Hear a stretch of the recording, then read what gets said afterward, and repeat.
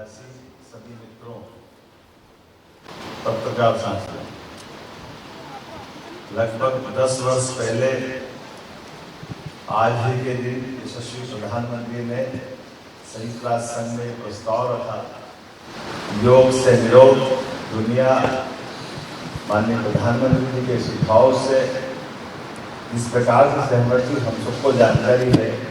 लगभग संयुक्त राष्ट्र संघ के कुछ ही देशों को अगर छोड़ रहे हैं तो सभी ने सर्वानुमति से न केवल इस प्रस्ताव को स्वीकार किया, बल्कि योग के माध्यम से भारत की ये उज्जवल, गौरवपूर्ण और गरिमापूर्ण बड़ी छाती से लोगों ने इसको सिर माथे पे लगाया। तुरंत प्रस्ताव पारित हुआ और भारतीय संस्कृति की ध्वजा लहराई। मेरी अपनी ओर से खासकर अंतर्राष्ट्रीय योग दिवस के अवसर पर यशस्वी प्रधानमंत्री को मैं कोटि से बधाई भी देता हूं, जिनके कारण से एक और पड़ाव इसमें जुड़ा है, श्री अन्न संवर्धन अभियान।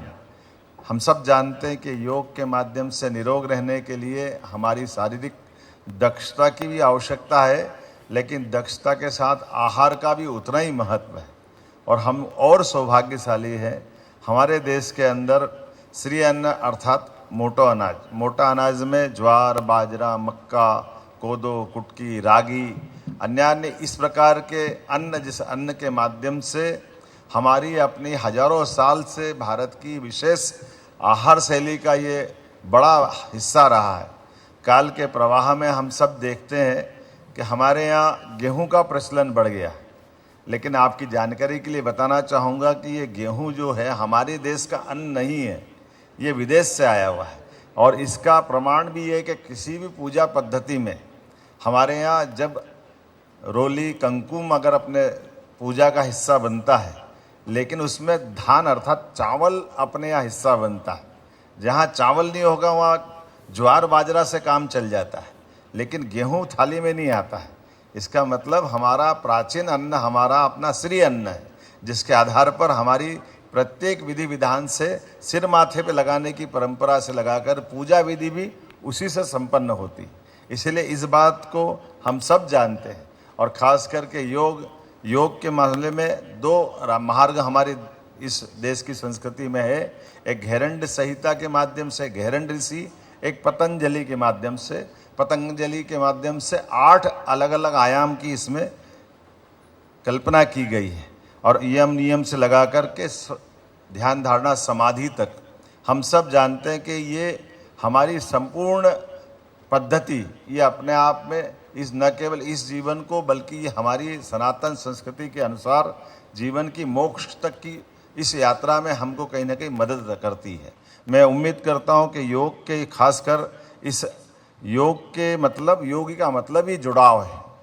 योग मतलब मन और आत्मा का जुड़ाव आत्मा का चेतना से, सार्वभौमिकता से, जुड़ाव खान पान से, दिनचर्या से, रहन सहन से, आचार विचार से। योग अपने आप में एक संपूर्ण हमारे लिए दिनचर्या है। मैं उम्मीद करता हूँ जिस प्रकार से मध्य प्रदेश सरकार ने पिछले समय से योग आयोग का गठन किया, योग के संबंध में हमने काफ़ी ज़्यादा एक आनंद विभाग तक की अपनी मंत्रालय की हमारे पूर्व मुख्यमंत्री श्रीमान शिवराज सिंह जी चौहान के द्वारा की गई थी। हमने भी प्रयास किया है कि इस आनंद विभाग के काम को और बढ़ाया जाए। साथ ही साथ आयुर्वेद की दृष्टि से भी हमारी सरकार बनने के बाद आयुर्वेद को लेकर के 11 नवीन आयुर्वेदिक महाविद्यालय प्रदेश में खोलने का पहली बार ये इतने बड़े स्तर पर पूरे देश का निर्णय रहा है कि 11 मेडिकल आयुर्वेदिक कॉलेज हमारे द्वारा खोले जा रहे हैं, जिसके माध्यम से जो हमारी अपनी वन संपदा क्षेत्र की विशेषता और ख़ास करके आयुर्वेद के क्षेत्र में भारत में मध्य प्रदेश की भूमिका बड़े पैमाने पर आए। इसी के साथ साथ कोदो कुटकी आपकी जानकारी में हमारी सरकार के गठन के तुरंत बाद हमने हमारी पहली कैबिनेट भी जबलपुर में रानी दुर्गावती के माध्यम से, रानी अवंतीबाई के नाम से हमने कैबिनेट की थी। और इसी कैबिनेट में हमने कोदो कुटकी के ऊपर भी 1000 रुपये प्रति कुंटल का अलग से प्रोत्साहन राशि देने की घोषणा की थी।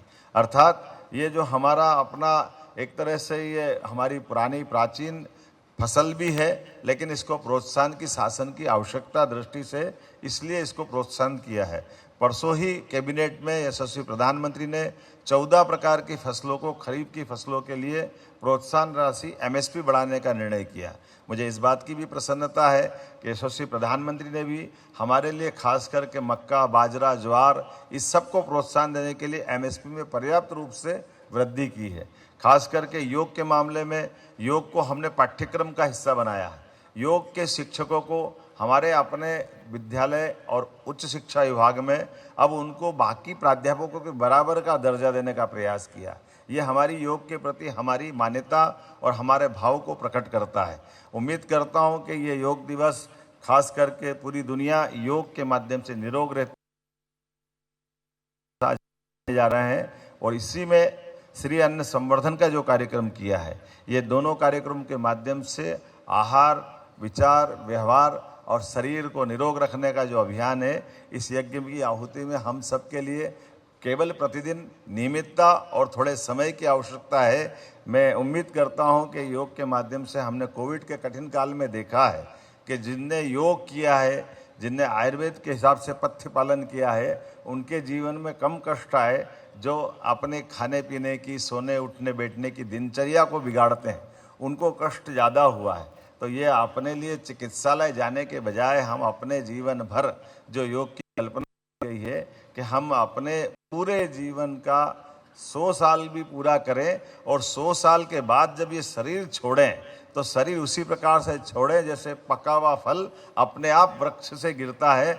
जैसा शरीर परमात्मा ने जन्म के समय हमको दिया है, सभी अंगों के साथ उसी प्रकार का शरीर वापस परमात्मा को समर्पित करते हुए निरोग रहते हुए हमारी पूरी जीवन यात्रा पूरी हो। मेरी अपनी ओर से आप सबको योग दिवस की बधाई। बहुत बहुत धन्यवाद।